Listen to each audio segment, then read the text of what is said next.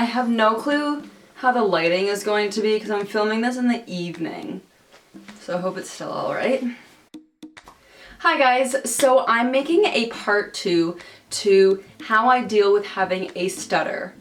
I noticed a lot of comments asking me questions and saying that I should do more videos about stuttering, so that's kind of what I'm doing. And I also have a question for all of you who watch my videos at the end of this video, so stay tuned for that and you can answer the question I have for you in the comments. So this video is kind of geared towards being a stutterer in society and like kind of what it's like.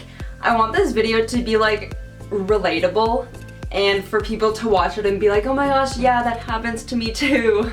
Because I always feel like all of these things just happen to me. I feel like since I'm a stutterer, I always avoid talking. So I am always considered the quiet person at school and at work and just like everywhere.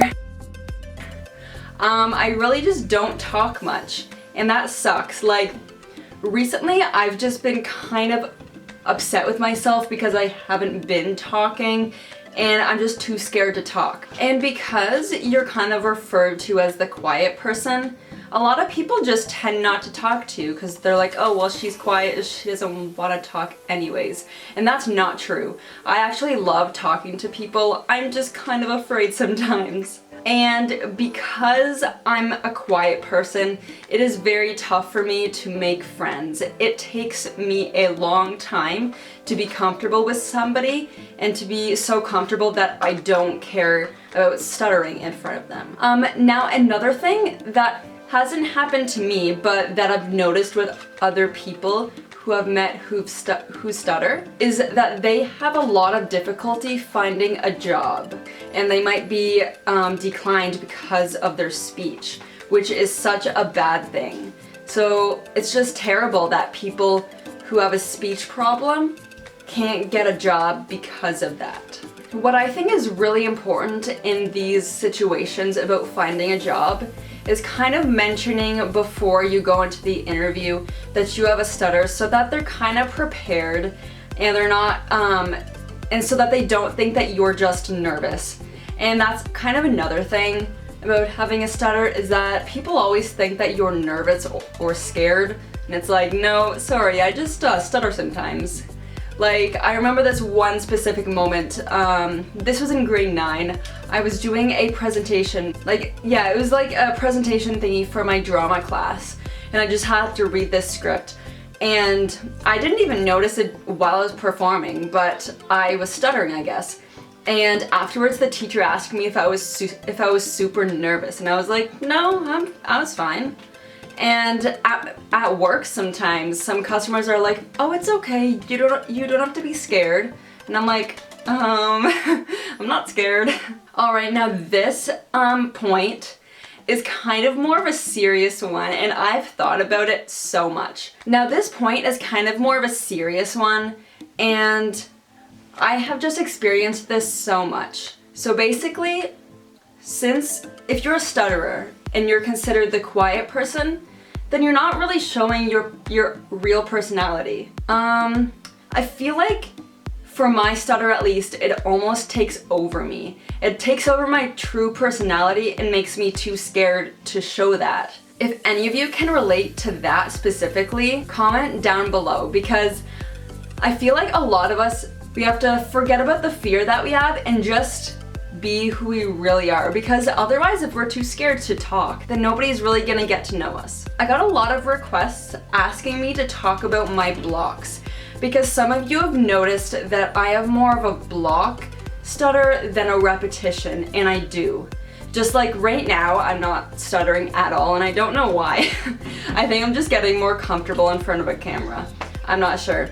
But I do have more of a block stutter than a repetition. I was trying to think about this throughout the day today about what letters I block on most. And what I found is that it's like rough consonants that are at the start of a word. Words that start with D, and T, and for some reason, I also have a lot of trouble with words that start with H. Mostly when I'm blocking on those consonants, I only block for like 1 second, but then sometimes with vowels, like words that start with vowels, I will block for like 3 seconds. With H words, I like hold onto the H sound. So, like helicopter. See, you can see that I'm just like prolonging the H sound. And to try and get rid of that, especially at work because I have to say hello to people and I don't want it to sound weird, I take a breath before the H word. And it just helps a ton. Like, okay, so helicopter and helicopter. I don't know. It helps a lot when you're taking breaths before words that you fear. What I also wanted to say is kind of when I noticed I was getting a speech impediment or that I was developing one. This was when I was like 7 or 8 and I couldn't say the word snow. I would always say snow. Like I couldn't make the S and the N go together. And I would get very frustrated because I would just keep repeating the word snow, snow, snow, but I would always say snow. It was the weirdest thing, and then from then on, it just kept on getting gradually worse. Something that I noticed from rewatching my videos is that I kind of have a secondary symptom. And if you were taught about secondary symptoms ever, it's when you're in the middle of a stutter and you do something like an eye twitch, maybe you like twitch your arm or something, or you tap your leg. It's just something else that goes along with the stutter. And when I was rewatching these videos, I noticed that I have an eye twitch that I do when I'm in the middle of a stutter. And I actually didn't think I had any secondary symptoms, but I guess I do. What I learned from my speech therapist was that when you're trying to eliminate a stutter or make it better, the first thing that you should do is try and get rid of the secondary symptoms. So that is definitely something that I should work on. Alright, so I have a question for you guys. I was thinking of maybe making a separate channel just for my videos about stuttering, just so that it's easier to organize the 2 different video categories that I do on this channel.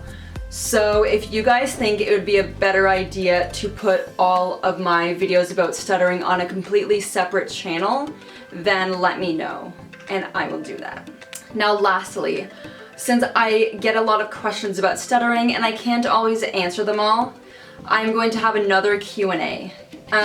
If you guys have any questions, comment down below with those, and in my next video, I will answer them. Alrighty, so I hope you liked this video. I'm sorry it was kind of scattered and I talked about a lot of different things. But I hope you liked it anyways, and I will see you in my next video. Bye!